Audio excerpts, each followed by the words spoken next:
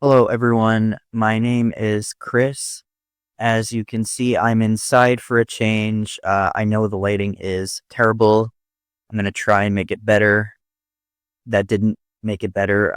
It looks like I'm in a cave, but I don't want to be outside because I'm filming on my laptop instead of my phone. But anyway, today I'm going to be reading from the book of Ecclesiastes, chapters 1, 2, and 3. So, in my opinion, Ecclesiastes is one of the most, I would say, honest books in the entire Bible. It asks these kinds of questions that I think all of us have wrestled with at some point in life.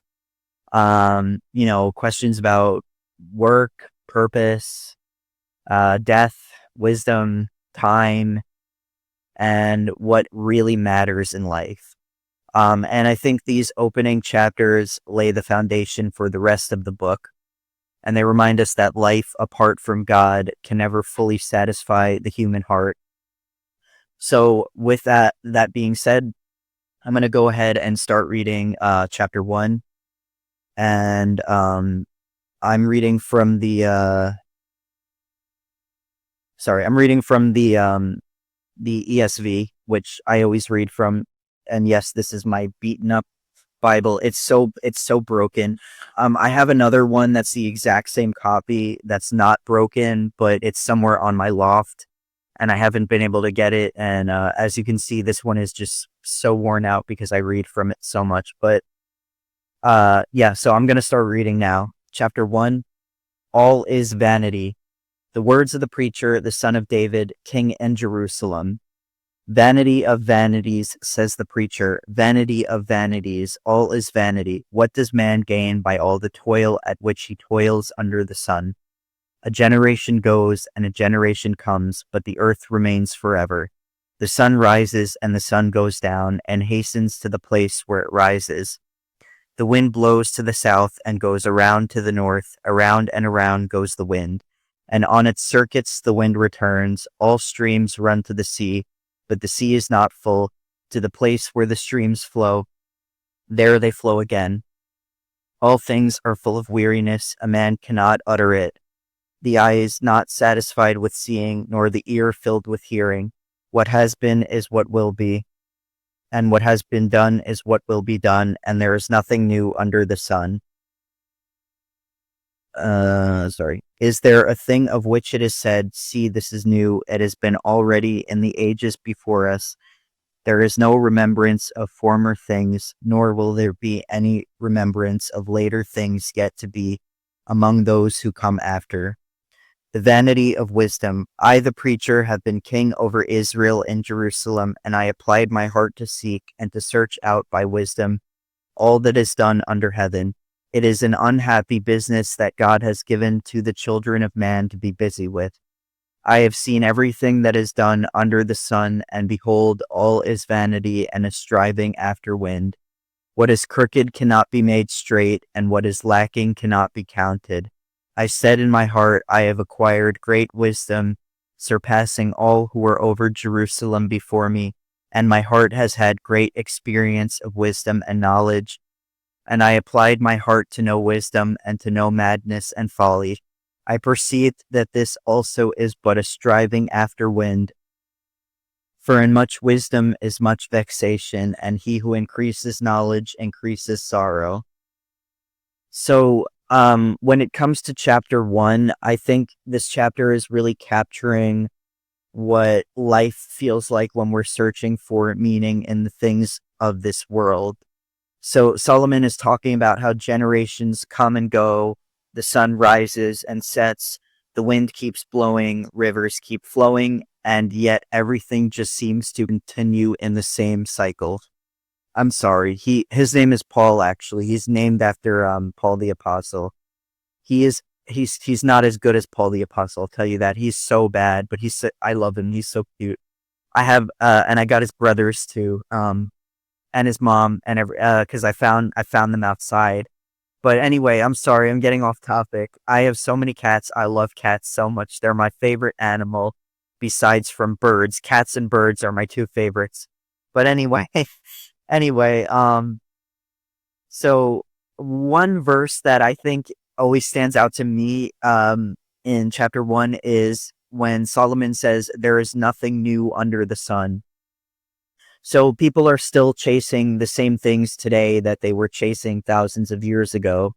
Um, it can be recognition, it can be knowledge, it can be money, it can be success, but it doesn't matter because thousands of years ago, that's what people wanted. And today, that's also what people want. Um, and, chasing those things are not bad in themselves. It's not bad to want those things, but it's not good to have those things and look for them for lasting fulfillment, because then you're always going to come up empty. And, this chapter isn't telling us that life has no meaning. It's actually doing the opposite. It's showing us that life has no meaning without God, that life feels empty without God, no matter how much we accomplish. So another thing I want to point out in chapter 1 is I hope he doesn't jump on the, I'm sorry, he's okay, Paul, go ahead, buddy. Um, the other thing that I want to point out is there's a little note on the bottom. So it says, throughout Ecclesiastes, the Hebrew word for vanity or vain can refer to a mist, vapor, or a mere breath. It shows that many things in life are temporary. So when you look at the word vanity, you have to remember that the word that they originally use is hevel, which means breath or wind or mist. So it's like you're chasing wind and trying to capture it, but you can't because you cannot hold on to it. With that being said, I'm now going to read chapter 2, and then I will give my thoughts on this chapter. So here is chapter 2. The vanity of self-indulgence. I said in my heart, come now, I will test you with pleasure, enjoy yourself. But behold, this also was vanity. I said of laughter, it is mad. And of pleasure, what use is it? I searched with my heart how to cheer my body with wine, my heart still guiding me with wisdom. Paul, don't go over there. My heart's still guiding me with wisdom and how to lay hold on folly till I might see what was good for the children of man to do under heaven during the few days of their life. I made great works. I built houses and planted vineyards for myself. I made myself gardens and parks and planted in them all kinds of fruit trees. I made myself pools from which to water the forest of growing trees. I bought male and female slaves and had slaves who were born in my house. I had also great possessions of herds and flocks, more than any who had been before me in Jerusalem. I also gathered for myself silver and gold and the treasure of kings and provinces. I got singers, both men and women, and many concubines, the delight of the sons of man. So I became great and surpassed all who were before me in Jerusalem. Also my wisdom remained with me, and whatever my eyes desired, I did not keep from them. I kept my heart from no pleasure, for my heart found pleasure in all my toil, and this was my reward for all my toil. Then I considered all that my hands had done, and the toil I had expended in doing it, and behold, all was vanity and a striving after wind, and there was nothing to be gained under the sun. The vanity of living wisely. So I turned to consider wisdom and madness and folly, for what can the man do who comes after the king? Only what has already been done. Then I saw that there is more gain in wisdom than in folly, as there is more gain in light than in darkness. The wise person has his eyes in his head, but the fool walks in darkness. And yet I perceived that the same event happens to all of them. Then I said in my heart, what happens to the fool will happen to me also. Why then have I been so very wise? And I said in my heart that this also is vanity. For of the wise as of the fool there is no enduring remembrance, seeing that in the days to come all will have been long forgotten. How the wise dies just like the fool. So I hated life, because what is done under the sun was grievous to me, for all is vanity and a striving after wind. The vanity of toil. I hated all my toil in which I toil under the sun, seeing that I must leave it to the man who will come after me, and all who knows whether he will be wise or a fool. Yet he will be master of all for which I toiled and used my wisdom under the sun. This also is vanity. So I turned about and gave my heart up to despair over all the toil of my labors under the sun. Because sometimes a person who has toiled with wisdom and knowledge and skill must leave everything to be enjoyed by someone who did not toil for it. This also is vanity and a great evil. What has a man from all the toils beneath the sun? What has a man from all the toil and striving of heart with which he toils beneath the sun? For all his days are full of sorrow, and his work is a vexation. Even in the night his heart does not rest. This also is vanity. There is nothing better for a person than that he should eat and drink and find enjoyment in his toil. This also I saw is from the hand of God. For apart from him who can eat or who can have enjoyment, for to the one who pleases him God has given wisdom and knowledge and joy, but to the sinner he has given the business of gathering and collecting, only to give to one who pleases God. This also is vanity and a striving after wind. So, okay, this chapter I think is very personal for Solomon because he's not speaking theoretically anymore. He's saying that he actually tried everything. He tried pleasure, he tried wealth, he tried building these great projects. He gained wisdom. He worked harder than almost anyone. And after experiencing all of that, he's still saying that it was vanity. And I think that's, incredibly relevant today because so many of us believe that happiness is just one more accomplishment away, whether it's, one more promotion or one more purchase or one more relationship or just one more goal being achieved. Solomon had things that most of us will never have, and even he discovered that those things, they weren't going to satisfy the deepest part of who he was. Another thing that I appreciate about Ecclesiastes just in general is that it's not pretending that life's questions don't exist. It's actually doing the opposite. It's confronting them in an honest way and pointing us towards the fact that these earthly things that that we pursue are never going to replace God, and they're not meant to replace God either. So um that's something that I really love about chapter 2, but I'm going to read chapter 3 now, um and then I'll give my thoughts on it after.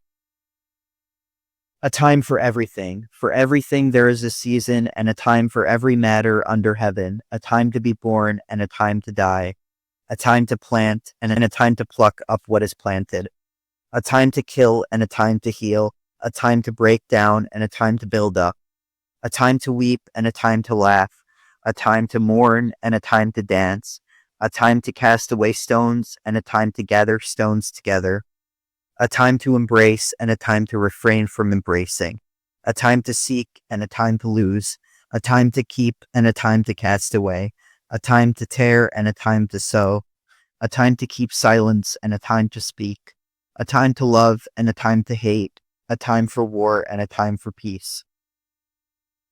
The God-given task. What gain has the worker from his toil? I have seen the business that God has given to the children of man to be busy with. He has made everything beautiful in its time. Also, he has put eternity into man's heart. Yet so that he cannot find out what God has done from the beginning to the end. I perceive that there is nothing better for them than to be joyful and to do good as long as they live. Also, that everyone should eat and drink and take pleasure in all his toil. This is God's gift to man. I perceive that whatever God does endures forever. Nothing can be added to it, nor anything taken from it. God has done it so that people fear before him that which is already has been, that which is to be already has been, and God seeks what has been driven away from dust to dust.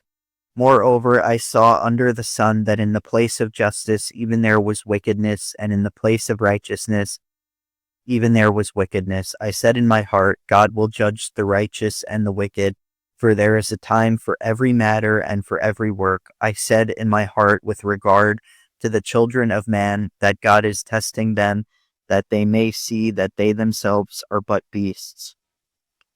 For what happens to the children of man and what happens to the beasts is the same. As one dies, so dies the other. They all have the same breath, and man has no advantage over the beasts. For all is vanity. All go to one place. All are from the dust, and to dust all return. Who knows whether the spirit of man goes upward and the spirit of the beasts goes down into the earth? So I saw that there is nothing better than that a man should rejoice in his work, for that is his lot. Who can bring him to see what will be after him? So I think chapter 3 is probably the most well-known chapter in Ecclesiastes. Usually when you mention Ecclesiastes to somebody, they remember it, chapter 3, even if they don't know that it's from chapter 3. Usually it's because of the passage that begins with, for everything there is a season. What I like about this chapter is that it's reminding us that life isn't random. It's reminding us that there are seasons of joy and seasons of grief, seasons of building and seasons of letting go, seasons where life feels exciting and seasons where it feels quiet. And, one thing that stands out to me is where Solomon is saying that God has put eternity into man's heart. I think, to me, that's one of the biggest reasons why we all spend our time trying to find something more. We were created for an eternal relationship with God, and that's in our hearts instinctively. Nothing temporary can completely satisfy a heart that was made for eternity. And it's not saying that you can't enjoy those things. But what it is saying is that those things are not going to replace your relationship with God. They just can't. And, these seasons, when it keeps talking about there's a time for this and a time for that, and every season, it's not telling us that, that every season is going to be easy. It's telling us the opposite. There will be hard times in life, but, it's also reminding us that God will be present through every single tough time in life.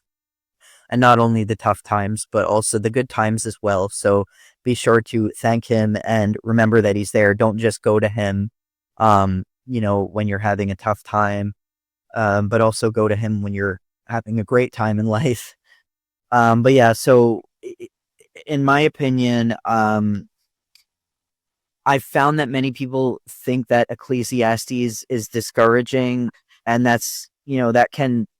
I understand why people feel that way, especially if they stop after reading things like Vanity of Vanities or Nothing New Under the Sun. But that's not the point of the book. It's not meant to be discouraging. It's actually the complete opposite when you really look at it. To me, Ecclesiastes is stripping away the illusion that the things of this world can ultimately fulfill us. It's actually forcing us to ask where it is that we're placing our hope. Is your hope in success? Is your hope in money? Is your hope in pleasure? Is your hope in your own wisdom? Because if so, eventually those things are going to disappoint you. But if your hope is in God, then even the ordinary parts of life will actually take on different meaning. So yes, enjoy your family, enjoy your job, enjoy your promotion, enjoy good food, all of those things. But remember that those are not eternal, and they're not meant to replace the love that God provides or the relationship that you have with God. That your hope ultimately must be in God if you want eternal happiness and fulfillment. And I think it's unrelated to Ecclesiastes, but if you're ever looking for a saint, um, that, you ever want to read more about, I would suggest St. Augustine, because he initially thought that the Bible was beneath him, and he was interested in philosophy, and he was reading all these philosophical books. And he did so with a search for meaning, and he didn't understand, why he was so empty in life until he read the Bible. And then that's when he finally, um, you know, became fulfilled in life. But anyway, the first three chapters of Ecclesiastes, they lay the groundwork for this very specific message that everything is temporary except for God. Um, so I think it's a beautiful, uplifting message when you really look at the heart of it. And Solomon has quite a lot to say in the Bible, not just in Ecclesiastes, but in other books as well. And he was a very wise man. He was a huge sinner, but he was also a very wise man. But Yeah, thank you for reading with me, and I'm gonna probably do Proverbs in the next one because it's one of my favorite books.